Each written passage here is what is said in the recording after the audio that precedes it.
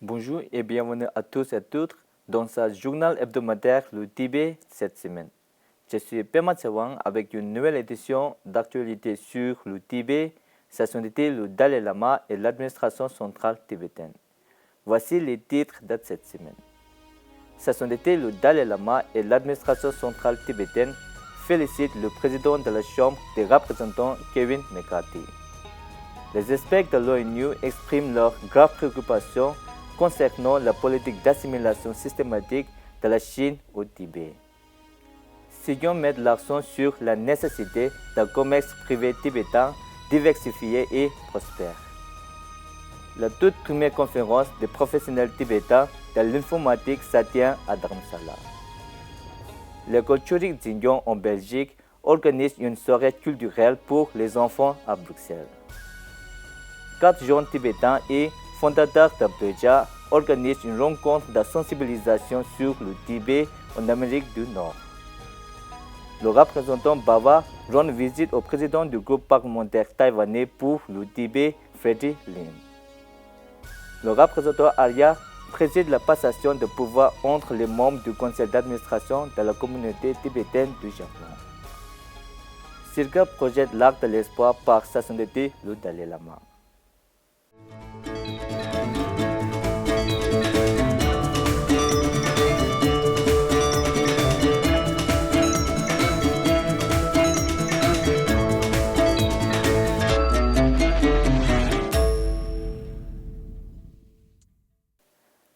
Le 8 janvier 2023, sa sainteté le Dalai Lama a félicité Kevin McCarthy, président de la Chambre des représentants des États-Unis, et Hakeem Jeffrey, leader démocrate de la Chambre récemment élu à leurs postes respectifs.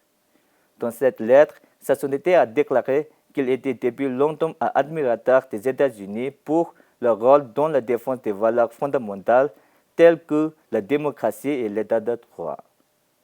Sa sainteté a également déclaré que, en tant que grande puissance du monde libre, les États-Unis peuvent apporter une contribution particulière à l'édification d'un monde plus pacifique en relevant les défis économiques, les problèmes sociaux et le changement climatique. Sigyong Pemba Tsering de l'administration centrale tibétaine et Joma Tsering Tekang, le vice-président du Parlement tibétain en exil, ont également envoyé un message de félicitations au président de la Chambre des représentants des États-Unis, Kevin McCarthy.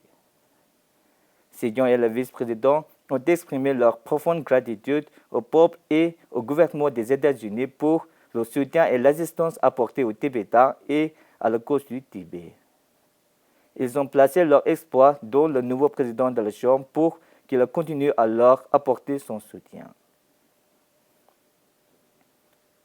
Face à l'oppression constante et au contrôle systématique de toute expression de l'identité culturelle tibétaine par la Chine, un groupe de 4 experts des droits de l'homme des Nations Unies s'est déclaré gravement préoccupé par la politique d'acculturation et d'assimilation de la culture tibétaine au Tibet occupé par la Chine.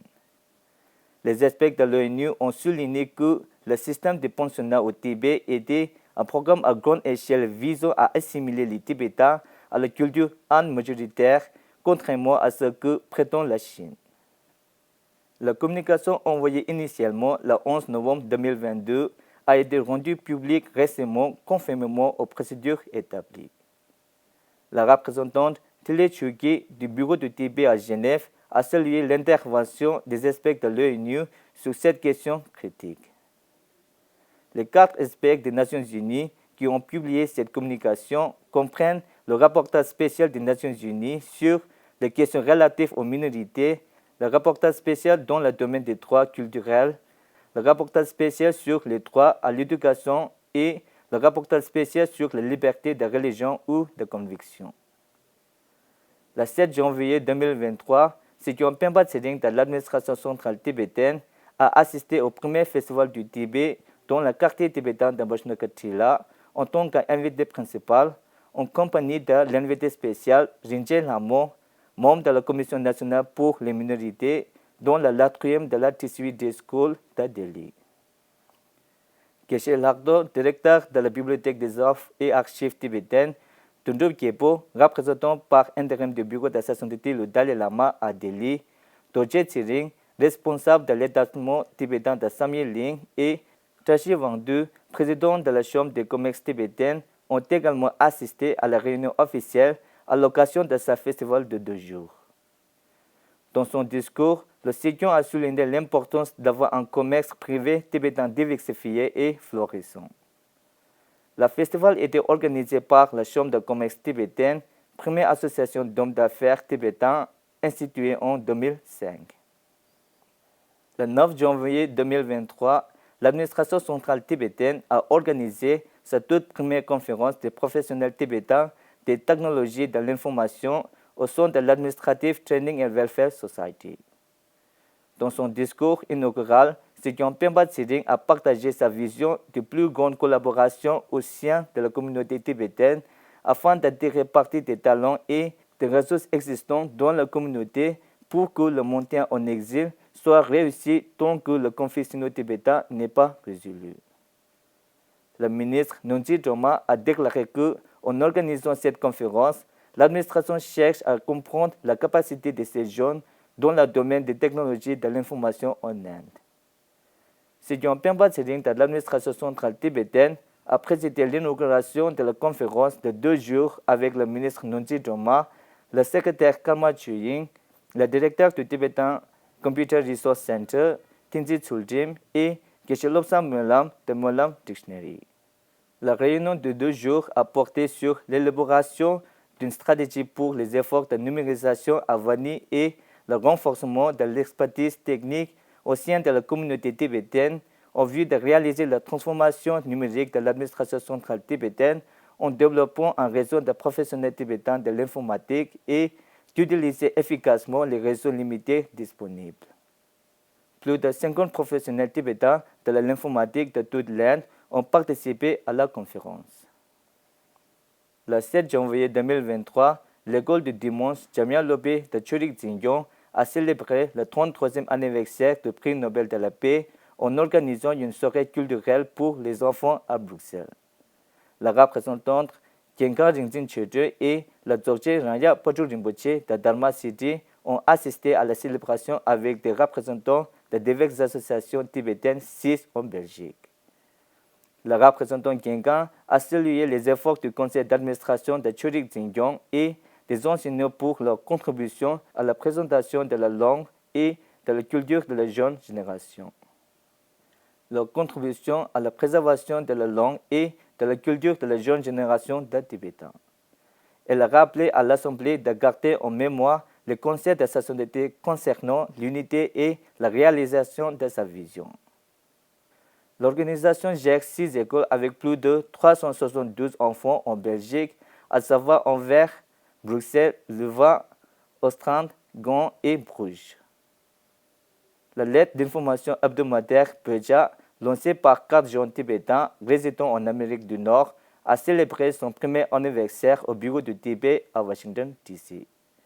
La réunion a permis à la jeune génération de Tibétains de se familiariser avec le statut actuel du Tibet et d'obtenir des informations connexes afin de déveiller en eux un sentiment de nationalisme.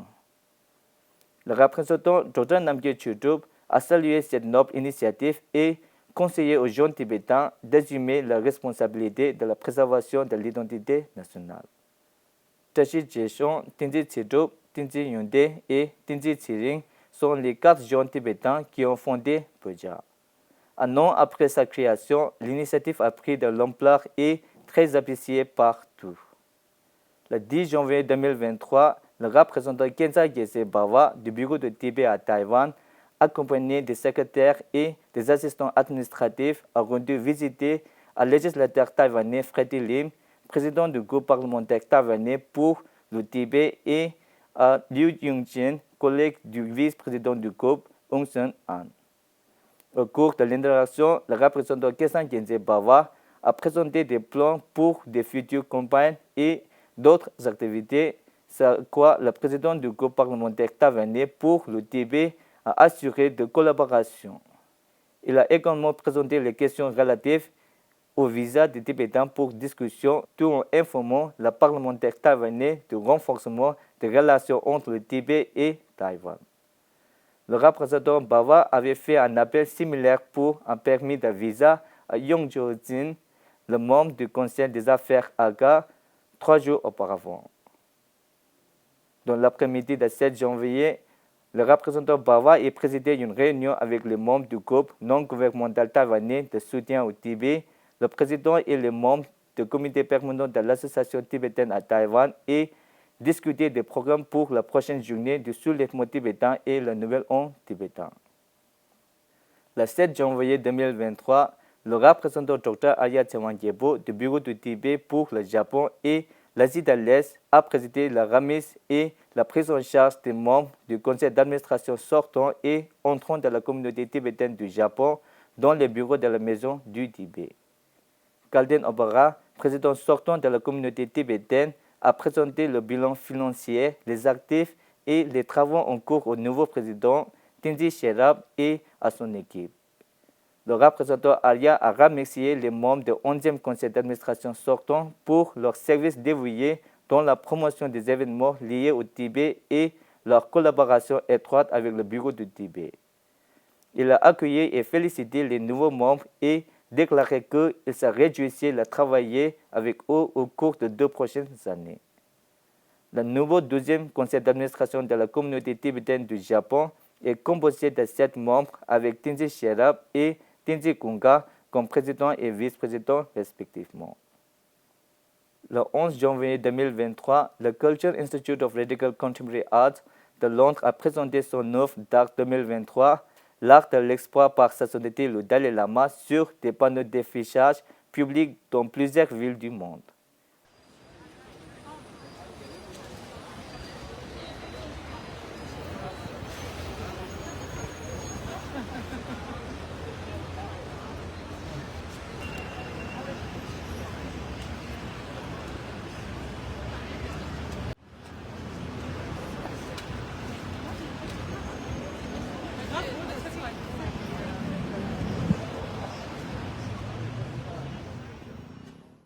L'autre samedi, secrétaire du bureau du Tibet à Londres a indiqué que des Tibétains et des sympathisants ont bravé un grand nombre un jour de pluie pour assister à la projection du message d'espoir de sa sainteté le Dalai Lama sur le panneau d'affichage géant du centre de Londres. Le représentant Sonam Frassier et la secrétaire l'autre samedi du bureau du Tibet à Londres ont assisté au dîner de pré-lancement au Savoy où le fondateur de Circa, le directeur artistique Joseph O'Connor et le représentant Sonam se sont adressés à une salle remplie de journalistes et de rédacteurs artistiques avant que tout ne se rende à Piccadilly Circus pour voir le panneau d'affichage rayonnant aux couleurs du drapeau national tibétain et le visage divin et calme de sa sainteté.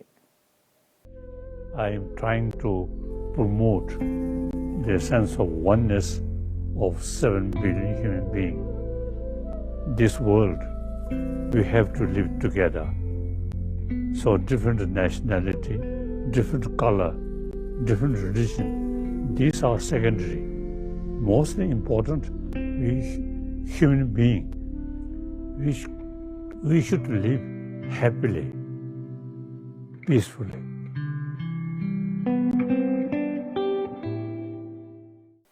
La vidéo d'art sera projetée tous les jours à 20h23, heure locale à Londres, Berlin, Melbourne et Los Angeles jusqu'au 31 janvier 2023. C'est tout pour cette semaine. Merci d'avoir suivi Tibet TV. À la semaine prochaine.